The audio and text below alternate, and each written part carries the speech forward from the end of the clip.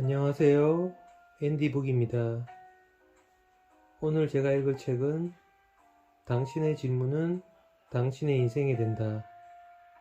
부제는 철학자와 심리학자의 두 시선을 풀어낸 더 나은 삶의 방식. 지은이는 줄리안 바지니, 안토니오 마카로, 옮긴이는 신봉아 님입니다. 출판사는 위즈덤 하우스입니다. 시작하겠습니다. 들어가는 글. 어떻게 살 것인가에 대한 철학과 심리학의 두 시선. 부처부터 삶에 지친 주정뱅이에 이르기까지 지혜가 한 줌이라도 있는 모든 사람은 작가 게리슨 켈러의 말에 고개 끄덕일 것이다. 인생은 투쟁이다. 진정 행복해지고 싶다면 인내심을 가져라. 이 또한 지나갈 것이다. 인생에 관한 조언과 교훈을 사고 파는 시장에 구매자와 판매자가 모두 넘쳐나는 건 놀랄 일이 아니다. 그중 눈치 빠른 손님이라면 이런 결론을 내릴지도 모른다. 아무것도 안 통하더라. 그 어떤 것도 안 통하는 건 사실이지만 또 어떤 것들은 통하기도 한다. 안타깝게도 만족스럽고 훌륭한 삶을 위한 체교의 비결, 마법의 공식, 알고리즘 같은 것은 없다. 하지만 수세대에 걸쳐 축적된 지식 속에는 사람이 살아가면서 마주치게 되는 삶의 문제를 해결하는 데 유용한 생각과 도구들이 담겨 있다. 그것을 잘 이용함으로써 우리는 실천적 지혜를 개발할 수 있다. 자기 자신을 위해 사고하고 인생의 갈림길에서 더 나은 선택을 하는 능력 말이다. 이런 문제에 관해 글을 쓰다 보면 오만에 빠질 위험이 있다. 하지만 저자들은 이 책에서 자신들의 지혜에 관해 어떤 주장을 하려는 게 아니다. 실천적 지혜의 특징 중 하나는 누군가의 지식을 통해 그 사람의 실천적 지혜의 수준을 알 수 없다는 것이다. 드라이버 하나를 가진 유능한 정비공이 연장은 많지만 무능한 정비공보다 많은 일을 할 수 있듯이 현명한 사람은 한 줌의 지식으로도 많은 일을 하지만 어리석은 사람은 많은 지식을 가졌더라도 이를 낭비할 뿐이다. 이제 당신을 공고가 고루 갖추어진 착오로 초대하려 한다. 당신이 직접 자신에게 필요한 것을 골라서 사용할 수 있도록 말이다. 저자들이 준비한 공고 세트에는 심리치료와 철학의 자원이 모두 포함되어 있다. 어쩌면 당신이 기대했던 모습과는 다를지도 모른다. 무엇보다 심리치료와 철학은 마음 깊숙이 숨겨진 것들을 밝혀내는 작업에 집중하는 인식이 널리 퍼져 있다. 철학은 겉모습의 베일을 걷어내어 실제 세상의 모습을 보여주고 심리치료는 주로 무의식에 대한 탐구라고 말이다. 이런 인식에는 어느 정도 진실이 담겨있고 사물은 때때로 겉보기와 다르긴 하다. 그렇다고 반드시 눈에 보이는 것보다 보이지 않는 것에 집중해야 할 이유는 없다. 예컨대 심리치료에서 사람들이 자신의 행동에 대해 털어놓는 여러 이유들은 그들의 무의식 속에 숨어있는 동기에 대한 추측보다 훨씬 많은 것을 알려준다. 이 책에 담긴 관점, 도구, 통찰은 수세기 전부터 축적된 지식, 즉 오래된 철학과 보다 최근의 심리학 연구이다. 따라서 이 책의 전반적인 정신은 미닐리어즘으로 정의될 수 있다. 우리는 철학과 심리학의 자원이 당신에게 도움이 되기를 바라고 도움이 될 수 있다고 믿는다. 하지만 삶의 문제는 그렇게 간단하지 않으므로 이것이 당신의 모든 문제를 해결해 주지는 못할 것이다. 다만 모든 문제를 해결하지 않고도 당신 스스로 만족할 만한 삶을 살 수 있게 되기를 바란다. 우리는 이 책에서 인생의 중요한 문제에 대해 20개의 질문을 던지고 이에 대해 철학자와 심리학자 각각의 시선에서 도움이 될 만한 도구를 제시한다. 하지만 본격적으로 이야기를 시작하기에 앞서 삶의 문제에 관한 저자들의 생각에 가장 큰 영향을 미친 철학자 겸 심리학자의 주요 사상을 간단히 짚고 넘어가면 좋을 것 같다. 바로 아리스토텔레스다. 그의 저서는 어떻게 살 것인가 라는 질문에 관한 귀한 자료다. 2000년 전 인물인 아리스토텔레스에게서 오늘날 당연하게 여겨지는 여러 지식이 없었지만 인간 존재에 대해 그의 이해는 그 어떤 사상가보다 훨씬 통찰력 있고 시적절하다. 우리 두 저자는 그가 제시한 좋은 삶의 뼈대에서 큰 영감을 받았고 이 책의 모든 페이지에는 그의 존재감이 묻어있다. 우리의 견해에 관한 약간의 배경 설명이 우리가 이 책에서 다루는 주제는 물론 다루지 않는 다른 질문들과의 연관성을 조명하는 데 도움이 되길 바란다. 우리는 이 책에 철학자와 심리학자의 두 목소리를 담아냈다. 특히 그 두 목소리를 통해 대조적이라기보다는 보완적인 화음을 만들어내려고 노력했다. 차례 1. 최고가 아니면 다 실패할 것일까? 심리학자의 시선. 내가 할 수 있는 것은 최고의 결과가 아니라 최선의 노력이다. 철학자의 시선. 좋아지는 삶이 아닌 좋아지려고 노력하는 삶을 살 것. 2. 어떻게 행복한 삶을 살 수 있을까? 철학자의 시선. 행복한 삶과 만족하는 삶을 구분하라. 심리학자의 시선. 행복해져야 한다는 집착에서 벗어나라. 3. 어떤 삶의 목표를 세워야 할까? 심리학자의 시선. 목표에 집중하기보다 가치를 생각하라. 철학자의 시선. 해내는 것 대신 하는 것을 목표로 할 것. 4. 나는 진짜 나를 제대로 알고 있을까? 심리학자의 시선. 진짜의 범위를 너무 좁게 설정하지 말 것. 철학자의 시선. 우리의 정체성은 우리의 행동과 선택의 결과물. 5. 죽기 전에 꼭 해야 할 일이 있을까? 심리학자의 시선. 오늘 하루를 잘 사는 것만으로 충분하다. 철학자의 시선. 경험의 양이 아닌 경험의 가치가 더 중요하다. 6. 삶의 갈림길에서 어떤 선택을 해야 할까? 철학자의 시선. 우리의 선택이 항상 완벽할 필요는 없다. 심리학자의 시선.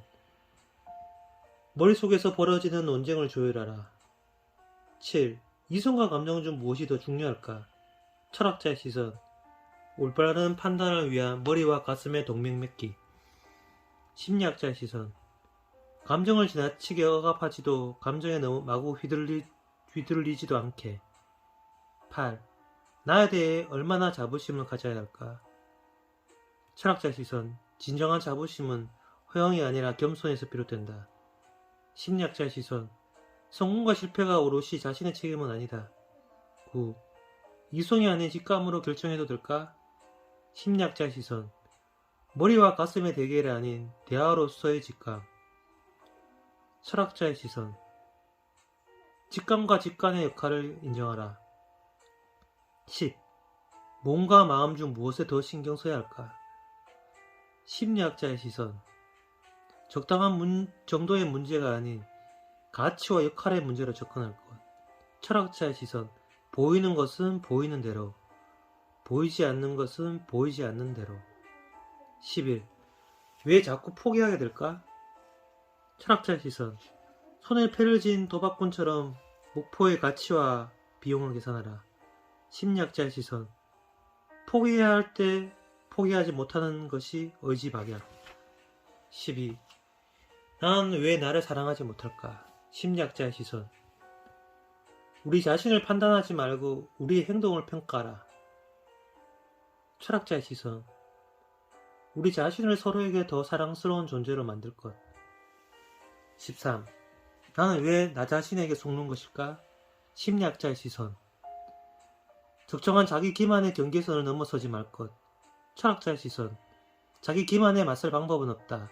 는 가장 해로운 자기 기만. 14. 다른 사람을 이기는 것만이 성공일까? 심리학자의 시선. 우리의 인생이 경주일 필요는 없다. 철학자의 시선. 지위의 문제에 대한 나만의 기준을 먼저 세울 것. 15. 우리는 어디까지 책임을 느껴야 할까? 철학자의 시선. 책임의 문제에서 자신의 한계를 분명히 하라. 심리학자의 시선. 어떤 결과의 원인에는 나 외에도 수많은 요인이 있다. 16. 삶이 힘들 때에는 긍정적이만 하면 다 괜찮을까? 심리학자. 비극 속에서 낙관, 낙관 속에서 비극. 철학자. 낙관주의와 비관주의를 넘어 다양한 관점을 아우른 현실주의로. 17. 지나간 일에 대한 후회하지 않고 살 수는 없을까? 철학자. 후회해도 좋은 후회에 나쁜 후회가 있다. 심리학자. 후회는 어느 한 시점을 찍은 스냅 사진일 뿐이다. 18. 어떻게 삶의 의미를 찾을 수 있을까? 심리학자의 의미를 찾기 위한 3가지 방법. 창조, 경험, 태도. 철학자. 우리가 가치 있게 여기는 모든 것은 의미의 원천이 될 수 있다. 19. 생각과 행동 중 무엇이 먼저여야 할까? 철학자의 시선. 거북이 없는 껍데기도 아닌, 껍데기 없는 거북이도 아닌 우리. 심리학자. 행동은 생각을 자극하고 생각은 행동을 자극한다. 20. 지금의 삶에 얼마나 집중하고 있는가? 철학자. 지나치게 계산하기보단 관찰하고 판단할 것. 심리학자. 마음 책임과 몰입. 일상의 경험을 바꾸는 힘. 이상 목차를 읽어봤습니다. 목차에서 중요한 핵심 키워드 및 질문이 나왔습니다. 페이지 12. 질문을 시작하기 전에 아리스토텔레스가 알려주는 좋은 삶의 원리. 실천적 지혜를 성취하기 위하여. 아리스토텔레스가 그냥 철학자였다고 말하는 건 섭섭한 평가다. 반론의 여지가 있겠지만 그는 여태껏 생존했던 모든 인간 중에서 가장 박식했다고 해도 과언이 아니다. 논리와 형이상학의 문제를 다루는 철학 분야에서 중요한 글을 썼을 뿐 아니라 생물학, 연극, 삶의 의미 등 다방면에서 관심을 기울였다. 추상적인 주제에서 구체적인 주제로 물 흐르듯이 매끄럽게 옮겨가는 그의 능력은 윤리에 관한 저술에서 가장 명확히 드러나며 그가 훌륭한 인생의 핵심 원리라고 했던 개념으로 압축된다. 바로 실천적 지혜, 즉 프로네시스이다. 실천적 지혜를 갖추면 우리는 어떤 상황에서든 어떻게 행동하는 것이 옳은지 제대로 판단할 수 있게 된다. 문제는 그 능력을 어떻게 개발할 것인가이다. 우선 자신의 가치를 점검하고 좋은 삶을 이루는 데 필요한 요소를 파악해야 한다. 그 다음 문제는 이러한 이해를 실천으로 옮길 기술을 연마하는 것이다. 첫째, 자기 자신과 주변 환경, 타인, 가능한 것과 불가능한 것에 정확히 파악하는 것이다. 둘째, 목표를 설정하고 이를 평가하여 목표 달성을 위한 최선의 방법을 찾아내는 것이다. 셋째, 노력에 따른 결과를 관찰하고 검토하여 이 과정에서 배운 것을 적용하고 발전시키는 것이다. 의사결정을 잘하는 것은 첫걸음일 뿐이다. 지나치게 오래 고민하지 않고 적절한 행동을 취하는 능력도 의사결정 못지않게 중요하다. 이를 악물고 결심을 실천으로 옮기는 것은 아예 단념하는 것보다 낫겠지만 가장 이상적인 방향은 적당하고 순조롭게 결심한 바를 실천으로 옮기는 것이다. 이 과정에서 이성은 우리에게 나아갈 방향을 제시하는데 우리가 올바른 의사결정과 실행력, 바른 판단력과 인성 발달에 유익한 행동과 습관을 반복할 때 이 역량은 더욱 강화된다. 이를 통해 우리는 어떤 상황에 맞닥뜨렸을 때 매번 깊이 고민하지 않고 자동적으로 올바른 행동하게 될 확률이 높아진다. 이러한 능력은 초자연적이거나 신비로운 마법 같은 것이 아니다. 아리스토텔레스의 생각은 현대 심리학의 전문가 직관 개념과 놀라울 정도로 유사하다. 어떤 사람이 한 분야의 전문가가 되며 명확한 이유를 설명할 필요도 없이 어떤 행동이 최선인지 직관적으로 알게 된다.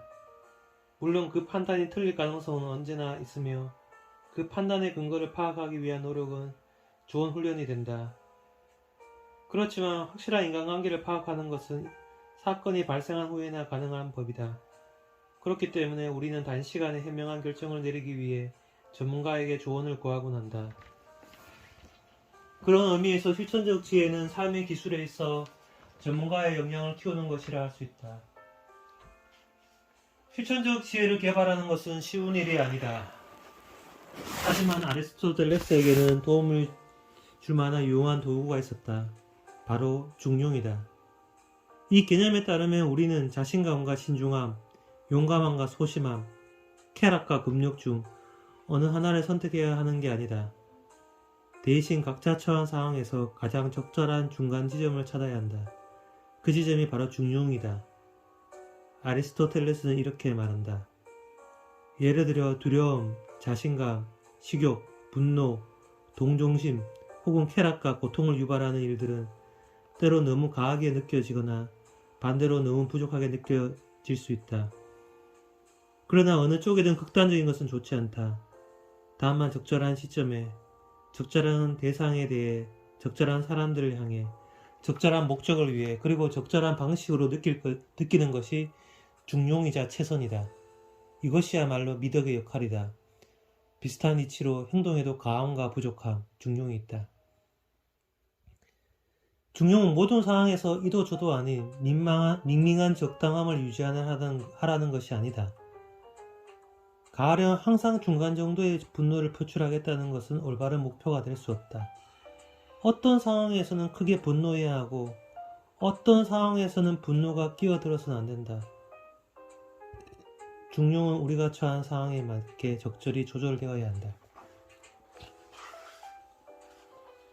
아리스토텔레스는 인간의 행동에 있어서 중용이 산술적인 평균과는 다르다고 분명하게 못 박았다. 중략. 때로는 중용의 올바른 지점이 어디인지 파악하기 쉽지 않을 수도 있다. 아리스토텔레스는 이런 상황에 대처하기 위한 두 가지 원칙을 알려준다. 첫 번째 원칙. 양극단 중에서 더 해로운 쪽에서 멀어지는 것이다. 예를 들어 당신이 산에 갔다가 위험, 곰 출몰 지역이라는 경고판을 봤다고 가정해보자. 이때 당신은 어떤 선택을 하겠는가? 더 이상 안으로 들어가지 않고 발걸음을 돌리는 것은 겁쟁이 같은 짓일까? 계속 앞으로 나아가는 것이 용감한 것일까? 잘 판단이 서지 않는다면 돌아가는 쪽을 선택하자. 아름다운 숲을 거느리지 못하는 아쉬움이 성난곰에게 붙잡혀 죽는 불행보다 훨씬 나은 일이다. 두 번째 원칙. 우리의 본능에 가까운 극단에서 멀어지는 것이다. 대부분 사람들은 모든 영역에서 한쪽으로 쉽게 치우치는 경향이 있다. 만약 평소에 지나치게 신중한 사람이라면 어떤 선택에 조금 가감한 방향으로 한 걸음 내디딤으로써 중용에 다가갈 수 있다. 중략. 현재 시점에서 우리의 행동은 어린 시절의 경험에 깊은 뿌리를 두고 있다. 따라서 우리는 어느 정도 본인이 성장에 책임이 있다. 그렇다면 인성을 변화시킬 수 있는 방법은 무엇일까? 바로 습관을 통해 가능하다. 아리스토텔레스는 이렇게 말했다. 우리는 건축함으로써 건축가가 되고 리라 연주를 함으로써 리라 연주자가 된다. 마찬가지로 우리는 정의로운 행동을 통해 정의로운 사람이 되고 온화한 행동을 통해 온화한 사람이 되며 용감한 행동을 통해 용감한 사람이 된다. 중략, 즉 평소처럼 재빨리 해치우거나 은근슬쩍 넘어가거나 빠르게 포기하고 싶은 충동을 억누르는 것이다. 쉽지 않은 일이다. 하지만 포기하지 않고 노력한다면 적절한 행동과 더불어 적절한 기분까지 따라올 것이다. 이를 통해 우리의 성향과 이성적 숙고가 상승작용을 일으키고 이 과정에서 우리의 미덕 혹은 탁월성이라 부르는 품성을 성취하게 된다. 중략. 아리스토텔레스가 보기에 명성이나 평판은 우리 인생의 주된 목표가 될 수 없다. 그것은 지나치게 타인의 시선에 좌우될 뿐더러 운에 좌우되는 부분도 크기 때문이다. 진짜 중요한 것은 무분별한 명예가 아니라 좋은 사람들로부터 우리가 가진 좋은 자질에 대해 인정받는 것이다.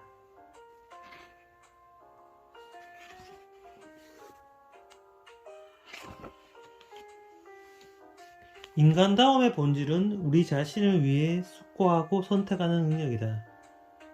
그 누구도 우리가 무엇을 해야 하는지에 대한 쉬운 답을 줄 수 없다. 우리에게 필요한 것은 선택을 쉽게 만들어주는 간편한 처방전이 아니라 더 나은 선택을 하는데 필요한 틀을 잡아주는 인생 철학이다.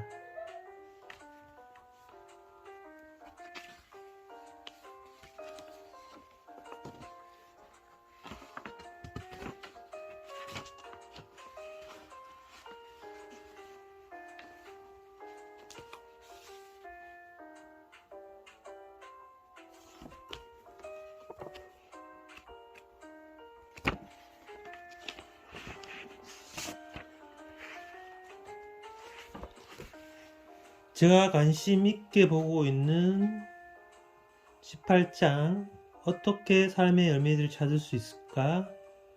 220페이지를 읽어보도록 하겠습니다.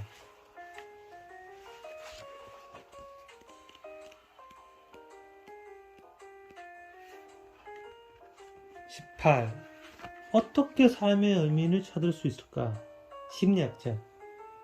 의미는 우리를 둘러싼 세계로부터 때로는 알아차리기 힘들 정도로 사소한 방식으로 생겨날 수 있고 실제로 생겨난다. 철학자. 우리는 의미있게 얘기해야 할 대상은 과거의 업적이나 미래의 목표가 아니라 그 자체로서 의미있는 삶의 형태이다. 심리학자의 시선. 의미를 찾기 위한 세 가지 방법. 창조, 경험, 태도. 삶의 의미를 찾아가는 길은 구불구불하고 험난할 수 있다. 우리는 살면서 공허함, 내면의 결핍, 필요한 무언가가 빠져있는 듯한 알 수 없는 기분을 느낄 때가 있다. 문득 삶의 의미가 사라졌다는 생각이 들 때면 삶이라는 것이 어떤 의미인지 알 것 같다가도 조금 구체적으로 의미를 포착하려고 하면 모든 생각이 덧없이 흩어진다. 당신이 어떻게 하면 다시 실마리를 찾을 수 있을지 몰라 어리둥절한 채로 남겨진다. 의미로 향하는 길은 의미의 정의만큼이나 손에 잡히지 않는다. 때로는 우리는 이러한 경험을 영적인 갈망으로 해석하기도 한다. 즉, 인생의 의미를 찾고자 하는 바람이 종교적 신앙을 갖고 싶은 마음과 관련이 있을지도 모른다는 것이다. 이로 인해 우리는 신이라든지 다른 초월적 존재를 만나기 위해 종교시설이나 명상센터로 향하게 된다. 이것은 일부 사람들이 그토록 원하는 것, 다시 말해 새로운 목적의식을 제공해 줄 수 있다. 영적 갈망이 인간에게 흔히 나타나는 현상이긴 하다. 믿음이 곧 종교와 이어져야 하는 것은 아니다. 많은 이들이 종교적 믿음이 사라진 후에도 계속해서 영성을 갈망하곤 한다. 그럴 때 받아들이기 힘든 교리를 내세우는 종교를 믿는 것과 내면의 공허함을 애써 무시하며 사는 것 중 하나를 선택해야만 할까? 우리가 살고 있는 시대는 유동적이며 영성의 의미 역시 목적에 따라 재정이 될 수 있다. 나는 항상 한동안 젠을 내세우며 홍보하는 스파나 뷰티 살롱이 우후죽순 생겨나는 것을 보았다. 과거에는 영적인 사람이 새벽 3시 기상, 금욕, 고행 같은 것을 의미했다. 하지만 오늘날의 영성은 쾌락주의와 어느 때보다 더 가까워졌다. 우리는 육체를 가진 존재이므로 물질적인 것과 영적인 것 사이의 경계를 약간 허무는 것은 괜찮아 보인다. 하지만 이러한 경계를 허물기는 영성으로부터 특정적인 무언가를 빼앗고 영성을 그저 기분 좋은 경험으로 전락시킬 위험이 있으므로 궁극적으로는 제대로 작동하지 못할 수 있다. 우리가 제 아무리 간절히 바라더라도 우리가 원하는 것 중 일부는 얻을 수 없음을 겸허히 받아들여야 할지도 모른다. 영원하고 신성한 우주의 실체를 찾고자 진심으로 바란다고 해도 그것을 찾을 수도 있고 못 찾을 수도 있다. 하지만 단순히 물질적인 것을 넘어서는 삶을 살고자 하는 우리의 열망이 꼭 영적인 것을 찾는 것만으로 이어질 필요는 없다. 우리의 갈망에 화답하는 다른 방법이 있을지도 모른다. 때때로 의미는 영성의 개념보다 더 광범위한 초월의 개념과 연결된다. 마틴 셀티그먼은 의미를 당신이 본인의 자아보다 더 크다고 믿는 어떤 것에 속하거나 그것을 위해 봉사하는 것이라고 정의했다. 이는 언뜻 종교적 해석처럼 들리지만 정치적이거나 인도주의적인 영역은 물론 영적인 수행과도 연결될 수 있다. 다만 많은 사람들은 종교적 영역이든 비종교적 영역이든 자신보다 더 큰 무엇과 연결된 느낌을 받지 못한다. 그렇다면 그런 사람들은 자기 삶이 무의미하다고 생각해야 할까? 만약 의미를 찾기 위해 영성이나 초월이 꼭 필요하다면 좀 더 자연적인 성향의 사람들은 무의미한 삶을 살 수밖에 없는 운명에 처한다. 하지만 의미는 우리를 둘러싼 세계로부터 때로는 알아차리기 힘들 정도로 사소한 방식으로 생겨날 수 있고 실제로 생겨난다. 한편 우리는 초월을 너무 가볍게 여겨서는 안 되는 걸지도 모른다.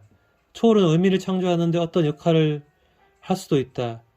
심리학자이자 강제 수용소 생존자인 빅터 프랭클의 죽음의 수용소에서 저자이자 그가 의미 중심의 심리치료라고 설명한 로고테라피, 의미치료의 창시자이다.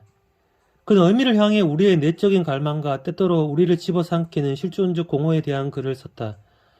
하지만 이러한 공허감은 우리의 내면을 깊이 들여다본다고 해서 해결되지 않는다. 오히려 우리는 바깥의 것들과 교류함으로써 더 쉽게 의미를 발견할 수 있다. 비록 프랭클은 종교적인 사람이었지만 그는 삶의 의미를 찾는데 영적인 영역이나 자아보다 더 큰 무엇이 꼭 필요하다고 여기지 않았다. 여기에는 단순히 우리 자신이 아닌 다른 것에 대한 관심이 요구된다. 이것이야말로 가장 유익한 종류의 초월이 아닐까? 프랭크에 따르면 삶의 의미를 획득할 수 있다. 그것은 우리가 1. 창조의 관점에서 세상에 무언가를 제공함으로써 2. 경험의 관점에서 세상으로부터 무언가를 제공받음으로써 3. 세상을 향해 어떤 입장, 다시 말해 고통에 대해 어떤 태도를 취함으로 가능하다. 마지막 방법이 가장 어려울 것이다. 프랭클에 따르면 심지어 아무런 희망이 없는 상황에서도 의미를 찾는 것이 가능하다. 주어진 환경이 아무리 제한적이라도 우리에게는 마지막 자유가 주어진다. 바로 그 환경에 어떻게 반응할 것인지 선택하는 자유이다. 그는 아우슈피츠 수용소에서 이런 훈련을 몸소 실천하였다. 하지만 프랭클은 의미를 찾기 위해 고난이 필수적인 것은 아니며 상황은 개선할 기회가 주어진다면 그렇게 해야만 한다고 말했다. 따라서 우리는 창조, 즉 무언가를 만들어내거나 어떤 행동을 하는 것을 통해 의미를 찾을 수 있고 경험, 즉 자연, 예술, 타인에 대한 사랑은 다른 인간이나 사물과 마주하는 것을 통해 의미를 찾을 수 있고 태도, 즉 사건과 상황에 대한 우리의 반응을 선택하는 것을 통해 의미를 찾을 수 있다. 이 세 개의 길 중에서 하나 혹은 두 개 이상의 조합을 받아들인다면 우리 삶에 충분한 의미를 불어넣을 수 있을 것이다. 철학자의 시선, 우리가 가치 있게 여기는 모든 것이 의미의 원천이 될 수 있다. 철학자들에게는 삶의 의미를 상실하다는 것은 직업상의 재해와도 같다. 이런 재해는 19세기 말 독일에서 발생했는데 당시 프리드리 리체는 허무주의에 관한 글을 쓰면서 종교의 교리와 객관적 진리에 대한 주장이 거짓으로 드러났다며 기존 체제를 도발했다. 1936년 영국에서도 비슷한 일이 일어났다. 알프레드 J. 에이어가 자신의 책 언어, 진리, 논리를 통해 인생의 의미에 관한 진술은 그야말로 무의미하다는 논리 실증주의의 노래를 예고한 것이다. 1940년대 프랑스에서는 실존주의자 까미와 사르르트가 삶에는 미리 정해진 목적이 없다고 선언했다. 하지만 이들이 진실로 삶의 의미를 부정했다기보다는 그 의미를 재정의했다는 것이 더 정확하다. 삶의 의미는 우리가 그것을 발견하기를 기다리며 이 세상의 하나의 사실로서 존재하지 않는다. 우리는 특정한 목적을 갖고 태어나지 않지만 그렇다고 살아갈 목적이 없는 것은 아니다. 삶의 의미는 없지만 삶 속의 의미는 있을 수 있다. 우리가 스스로 의미를 찾아낼 수만 있다면 말이다. 우리가 의미 있게 얘기할 대상은 우리의 과거 업적이나 아직 존재하지 않은 미래의 목표가 아니다. 그 자체로서 의미 있는 삶의 형태이다. 우리가 의미 있는 삶이라 부르는 것은 단순히 말해 살 가치에 있는 인생이다. 그것을 통해 얻을 수 있는 다른 결과 때문이 아니라 존재 그 자체가 가치를 지닌 그런 삶이다. 그렇다면 우리는 이러한 가치의 원천을 어떻게 찾을 수 있을까? 많은 철학자들은 우리가 자기 자신을 들여다봐야 한다고 말한다. 예컨대 에이어는 인간의 삶이 그 자체로 의미를 획득할 수 있는 다양한 방법이 존재한다라고 했다. 자녀 양육부터 우표 수집에 이르기까지 우리가 가치 있게 여기는 모든 것이 의미의 원천이 될 수 있다. 비슷한 이치로 니체, 사르르트, 까미는 인생의 의미와 도덕성이 우리 내면에서 비롯된다고 믿었다. 이러한 생각에는 중요한 무언가가 담겨 있겠지만 이 철학자들이 의미를 찾는 데 있어 지나치게 개인의 자유에 초점을 맞춘 게 아닌가 하는 생각도 든다. 우리는 의미를 찾으면서 그저 우리 자신만이 아니라 우리가 인간에 대해 일반적으로 알고 있는 사실에 초점을 맞춰야 한다. 궁극적으로 우리만이 의미를 선택해야겠지만 전반적으로 인간의 본성의 더 나은 부분과 일치하는 부분에 주목한다면 훨씬 더 건전한 선택지를 얻게 될 것이다. 인생의 의미가 단순한 삶 속에서 가치 있는 것을 찾는 것이라고 하면 사람들은 실망하며 고작 그게 전부란 말인가 하고 반응하곤 한다. 어떤 면에서 보자면 이것은 정신이 번쩍 들게 하는 메시지이다. 어떤 사람들은 자기 삶 속에서 그런 가치를 지닌 것을 하나도 발견하지 못할 수도 있고 혹은 그것이 무엇인지 알고 있지만 얻지 못할 수도 있다. 그런 의미에서 어떤 사람들은 충만감에 결여된 삶을 살다 죽음을 맞이한다. 심지어 이들에게는 자신을 구해줄 어떤 것도 없으므로 유한한 인간의 삶 너머에는 아무것도 없는 상태이다. 이것은 참으로 암울한 생각인데 신이 없는 삶도 정말 즐겁고 행복한 수 있음을 보여주고 싶어하는 세속적인 인본주의자들은 종종 이 생각을 무시하거나 가소평가한다. 어쩌면 그렇기 때문에 많은 사람들은 이런 종류의 의미로는 충분하지 않다고 생각하는 것일지도 모른다. 그들은 현대 철학자 존 코트햄이 말한 초월의 욕구를 느낀다. 그것은 종교만이 제공할 수 있는 내지 않는 물질 세계를 넘어선 무엇과 연결하고자 하는 욕망을 의미한다. 유한한 삶 속에서의 의미를 찾을 때 발생하는 문제는 그 안에 의미가 아예 없는 것이 아니라 그 의미가 충분하지 않다는 것이다. 코팅함은 더 큰 무엇에 대한 공통된 갈망을 제대로 파악했다. 짧게 풀자면 우리가 원하는 만큼 얼마든지 갈망할 수 있겠지만 우리가 갈망하는 건 그곳에 없다는 것이다. 하지만 욕심이 사라지지는 않을 것이다. 저는 신앙심은 없지만 영적인 사람이에요 라고 말하는 사람들은 수도 없이 만났다. 영국인의 10%만이 매주 교회 예배에 참석하며 영국인들 중에 전통적인 의미에서 신앙심이 강한 사람은 많지 않다. 그럼에도 많은 이들은 삶 속에서 영적인 요소를 발견하고 또한 그걸 놓지 않으려고 한다. 충만하고 온전한 삶을 위해 영성이 필요하다는 생각은 어느 정도 공식적인 견해로 자리 잡은 듯하다. 최근에 학교들은 교육 이념을 설명하면서 학부모들에게 학생의 영적 복지와 성장을 위해 노력할 것을 약속한다. 미군은 포괄적 군인 건강 프로그램의 일환으로 영적인 건강을 평가하고 많은 작가들은 영적인 지성의 미덕에 대해 이야기한다. 하지만 영적인 것이 여전히 손에 잘 잡히지 않는 개념이다. 가장 기본적인 의미에서 그것은 물질적인 것과 대조된다. 하지만 이러한 구분 방식은 상당히 다른 두 가지 방식으로 이해될 수 있다. 첫 번째는 정신과 물질의 이원론에 관한 구분이다. 여기에는 이 세상을 구분하는 근본 입자와 물리 법칙 외에 다른 무언가가 존재한다는 생각이 담겨있다. 물리학으로 설명 가능한 현실의 모든 요소를 제거하고 나면 남게 되는 것, 이를테면 정신이나 영혼 같은 것들 말이다. 이러한 입장과 관련된 논의가 분분하지만 이러한 입장들을 지지하는 사람이 많지는 않다. 대다수 철학자들과 과학자들은 이것을 역사의 영역으로 남겨둔다. 심지어 신학에서도 이 원론을 보편적 견해와는 거리가 멀다. 예수의 부활이 육체적인 부활이었다는 것은 그냥 사소한 디테일이 아니다. 그것은 초기 교회의 사도들이 가지고 있던 영성의 개념에 대한 틀을 제공한다. 비물질적이고 분리된 영혼은 이후 그리스인들에 의해 덧붙여진 것이다. 영성에 관한 두 번째 사고방식은 물질이 아니라 가치의 관점에 따른 것이다. 우리에게는 음식, 주거, 건강에 대한 육체적 욕구가 있고 부와 소유에 대한 물질적 욕구가 있다. 하지만 그것들로 위주로만 돌아가는 삶은 가난한 인생이다. 우리에게는 우리가 지켜야 할 도덕, 우리의 영혼을 기쁘게 하는 것들, 예컨대 아름다움, 사랑, 경의, 경외도 필요하다. 이들 중 어떤 것도 이 세상을 묘사하는 과학적이고 물질적인 방식으로는 포착되지 않으므로 다른 범주에서 생각해 볼 필요가 있다. 하지만 과연 영적인 것이 옳은 것일까? 나는 확신할 수 없다고 생각한다.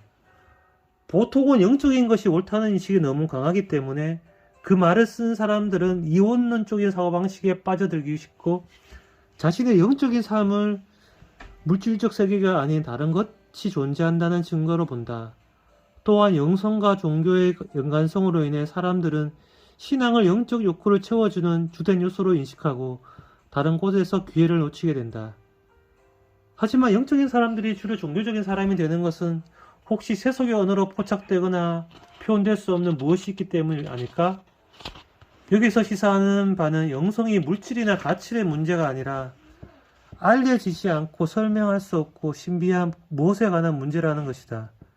물론 우리의 지식이나 우리가 할 수 있는 모든 경험의 너머에 많은 것이 존재한다는 것을 부정하는 사람은 없다. 그 때문에 무신론을 믿는 이성주의자들은 그들이 미지에 대해 열려있지 않다는 비난을 받을 때 발끈한다. 그들은 인간의 지식이 지닌 한계를 신앙인들만큼이나 혹은 신앙인들보다 더 많이 인정하는 입장인데 적어도 그들은 지식과 이성 바깥의 빈 공간을 여러 신들로 채우지 않기 때문이다. 하지만 무신론들이 믿는 물질주의자들이 단순히 미지의 영역에 대해 열려있다면 영적인 성향의 사람들은 그 미지의 영역과 직접적인 관계를 맺고자 하는 듯하다. 우주의 신비는 어떤 한쪽으로 치워놓거나 답을 찾아야 할 과학적 수수께끼로 다뤄지지 않는다. 그보다는 그러한 신비에 대한 인식이 삶의 핵심적인 특징이 된다. 그런데 왜 알려지지 않는 것일까? 그런데 왜 알려지지 않는 것에서 우리의 삶에서 그토록 중요한 자리를 내어주어야 하는 것일까? 그것은 단순한 사람들이 자신보다 더 크고 중요한 무엇이 일부가 되는 것을 염원하는 탓일 수도 있다. 그런 의미에서 본다면 우주의 무한한 신비를 숙고함으로써 우리는 존재론적 아편을 얻는지도 모른다. 즉, 실제로는 우리 자신이 거대한 우주의 중요한 존재가 아니라는 명백한 증거에도 불구하고 우리가 이 거대한 가업 속에서 중요한 역할을 한다는 착각을 심어주기 때문이다. 조금 더 너그러운 해석도 가능하다. 이러한 영적인 삶을 통해 인간은 얼마나 찰나의 존재인지 일깨워줌으로써 우리를 겸허하게 만든다는 것이다. 난 양쪽 해석이 모두 사실이고 그것이 개개인과 그들 각자의 영적인 견해에 따라 결정된다고 생각한다. 만약 영성이 정말로 미지의 영역과 직접적인 관계를 맺고자 시도한 것이라면 그것은 좋은 일일까? 혹은 실패할 수밖에 없는 일일까? 아니면 방향이 잘못된 시도일까? 이에 대한 답을 얻기 위해서는 그 대안적인 관점을 살펴보는 게 도움이 될 수 있다. 이를테면 1920년대 빈에서 나타난 논리 실증주의 철학의 충격적인 표현 같은 것들 말이다. 이 견해에 따르면 경험으로 검증될 수 없는 건 말 그대로 무의미하다. 이 내용을 영적인 것에 적용하고 조금 더 구어적인 표현을 사용하자면 논리 실증주의자의 철학의 슬로건은 다음과 같다. 그것이 말로 설명하기 어려운 문제라면 이러쿵저러쿵 짓거리지 말고 그냥 입 닥치자. 논리 실증주의자는 다소 극단적인 의견일 수 있다. 하지만 이는 미지의 것들을 미래 인류가 알아가야 할 영역이자 현재 인류의 경험과는 무관한 것으로 여기는 더 폭넓은 경향을 대변하는 것이다. 이와 대조적으로 영성을 믿는 사람들은 우리가 알지 못하거나 알 수 없는 것이 언제나 존재하고 그것에 대한 적절한 인식은 지식이나 이해만큼이나 인간의 충만한 삶에서 중요한 역할을 한다고 말한다. 나는 영적인 것이 하나의 실체로서 존재하지 않는다고 확신한다. 나아가 궁극적으로 물질적인 우리의 세계가 안겨주는 삶의 심오한 경험들로 영적인 것을 묘사하는 행위가 그다지 도움이 안 된다는 것 또한 확신한다. 다만 알려지지 않는 것들을 삶의 중심으로 삼으려 하는 일종의 영적인 노력에 얼마만큼의 가치를 둬야 할지는 모르겠다. 내가 생각할 때 흥미로운 점은 이런 식으로 이해했을 때 영성은 우리가 생각하는 대다수의 종교와 오히려 대조를 이룬다는 것이다. 종교가 알려지지 않는 것들에 대해 설명하려고 애쓴다면 오히려 그만큼의 영성을 잃게 될 테니 말이다. 우리가 알지 못하는 것을 받아들이든 그렇지 않든 간에 실존주의의 냉혹한 메시지는 여전히 그 자리에 남아있다. 삶은 지금 이곳, 이 순간의 안에서만 의미를 지닐 수 있지만 당신이 과연 그 의미를 만들어낼 수 있을지 혹은 당신이 찾아낸 의미에서 자족할 수 있을지는 그 누구도 장담할 수 없다. 이 불완전한 세상에서 우리가 가진 자원을 최대한 활용할 수밖에 없다는 규칙에서 삶의 의미 또한 예외일 수 없다. 자, 이상입니다.